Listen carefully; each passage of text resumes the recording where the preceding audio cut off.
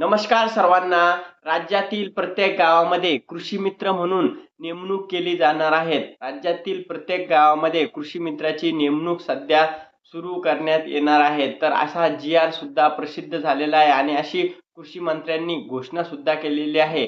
राज्यातील प्रत्येक गावामध्ये कृषी मित्राची नेमणूक केली जाणार आहे. आता आपण बऱ्याच दिवसापासून बघत असाल की कृषी सहाय्यक या पदाचं भरती निघालेली होती आणि कृषी सहाय्यक हे पद आहेत, पण त्या कृषी सहाय्यकाकडे जवळपास 5 ते 6 गावं असल्यामुळं त्याला हा भार झेपत नाही. कृषी सहाय्यकाकडे भरपूर सारे कामं आहेत, तर त्याच्यामुळं प्रत्येक गावातील प्रत्येक लोकांपर्यंत पोहोचण्यासाठी गावामध्ये कृषी मित्र म्हणून प्रत्येक गावामध्ये कृषी मित्राची नेमणूक केली जाणार आहे. आता ही नेमणूक कशा पद्धतीने करायची, याला काय मानधन भेटणार आहेत, या कृषी मित्राची काय नेमकी कामे असणार आहेत, या सगळ्याबद्दल आपण सविस्तर माहिती घेणार आहोत. तर बघूया आपण. आज आपल्याला माहिती आहे की गावामध्ये वेगवेगळ्या योजना येत असतात. महा-डी-बी-टी असेल, मागेल त्याला सौर कृषी पंप असेल, महा-डी-बी-टीचं अनुदान असेल, वेगवेगळ्या कृषी सहाय्यकामार्फत, कृषी योजनेमार्फत बऱ्याचशा योजना गावामध्ये येत असतात. पण गावातील प्रत्येक लोकांपर्यंत या योजनेचा लाभ प्रत्येक लोकाला भेटत नाही. त्यासाठी आता कृषी मंत्र्यांनी कृषी मित्र म्हणून प्रत्येक गावामध्ये नेमणूक करण्याचे ठरवलेलं आहे. आता ही नेमणूक नेमकी कोणाच्या माध्यमातून होणार आहे?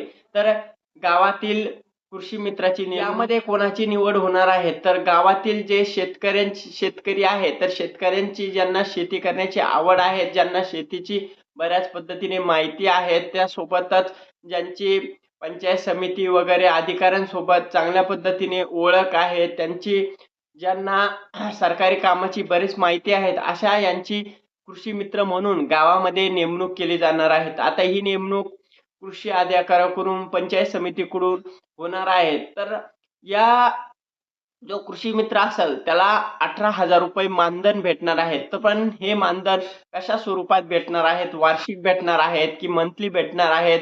तर या सर्वच माहिती जसा प्रसिद्ध जी-आर येईल त्या पद्धतीनं आपल्याला समजणार आहे. त्याला मानधन स्वरूपात 2,000, 2,500, 5,000 रुपये, 6,000 अनुभव असेल त्या पद्धतीनं त्याला हे मानधन भेटणार आहेत. आणि कृषी मित्राला प्रत्येक गावामध्ये, ज्या गावामध्ये कृषी मित्र असतो त्या प्रॉपर गावामध्ये तो असला पाहिजे. 18 ते 45 वयातील हा उमेदवार असला पाहिजे. त्यांना या कृषी मित्र म्हणून त्याची निवड करण्यात येणार आहे. तर कृषी मित्राचे राज्यामध्ये टोटल 11,000 पदं भरण्यात येणार आहेत आणि त्यांना 18,000 रुपये मानधन, असं न्यूज वगैरे पेपरमध्ये सगळीकडं सध्या न्यूज सुरू आहेत. आणि अशा पद्धतीने या जागा सुद्धा लवकरच भरल्या जाणार आहेत आणि या कृषी मित्राची निवड सुद्धा करण्यात येणार आहे. तर कृषी मित्राची जे कामं आहेत, तर त्या कृषी मित्रांनी गावातील प्रत्येक लोकांपर्यंत जे शेती संबंधित जेवढे पण कामं असेल, पीक पाहणी असेल, शेतकऱ्यांच्या महा-डी-बी-टी योजना असेल, मागेल त्याला सौर कृषी पंप असेल, अशा बऱ्याच शेती संबंधी जेवढ्या पण कृषी संदर्भात जेवढ्या अडचणी असेल, तर त्या सगळ्या अडचणी शेतकऱ्यांच्या सोडवणे, त्यांना चांगल्या पद्धतीने योजना शेतकऱ्यांपर्यंत पोहोचवणे, या सगळ्या कृषी मित्राचं काम असेल. आपण गावात बऱ्याचशा शेतकऱ्यांना अडचणी येतात. त्या अडचणीवर सगळ्यांना मात करण्यासाठी हे चांगल्या पद्धतीने कृषी मित्र हे पद भरण्यात येणार आहेत आणि याचा खरोखर फायदा गावातील प्रत्येक जे शेतकरी आहेत, तर त्या सगळ्या शेतकऱ्यांना या कृषी मित्राचा फायदा होणार आहे.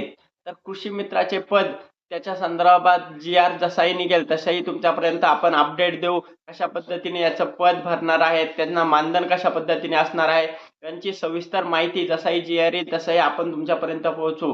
त्याच्यामुळं तुम्हाला कृषी मित्राबद्दल काय वाटतं, कशा पद्धतीने याची निवड झाली पाहिजे, कशा पद्धतीने प्रत्येक गावातील जे व्यक्ती आहेत त्यांची निवड झाली पाहिजे, तुम्ही कमेंट करून नक्की सांगा. आणि हा व्हिडिओ जास्तीत जास्त लोकांपर्यंत शेअर करा, जेणेकरून त्यांनाही याबद्दल माहिती होईल. धन्यवाद.